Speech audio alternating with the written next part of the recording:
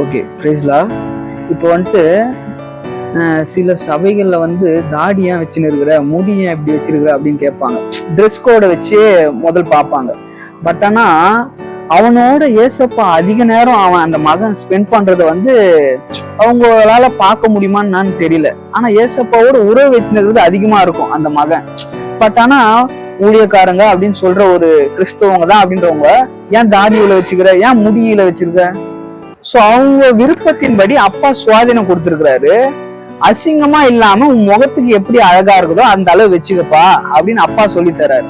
So இல்லட்டா இது மாதிரி question மாரி கூட எனக்கு ஒரு வேளை வந்திருக்கு. என்னன்னா, ஒரு பெண்ணுடைய சரீரத்தையும் அப்பா தான் படைச்சாரு, ஆணுடைய சரீரத்தையும் அப்பா தான் படைச்சாருங்க. பெண்ணுடைய முக சரீரத்துல வந்து தாடி இந்த முடியெல்லாம் வளராது. சோ ஏன் அப்போ நம்மளுக்கும் அது போல படைச்சிருக்கலாம்டா.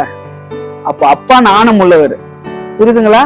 அவர் படைக்கிறது எல்லாமே அழகு உள்ளவைகளா இருக்கணும்ன்றதுக்காக தான். உங்களுடைய முகத்துக்கு எந்த அளவு அழகா இருக்கணுமோ அந்த அளவு தாடி வச்சுக்கிறது தப்பு இல்லைங்க. தேங்க்யூ.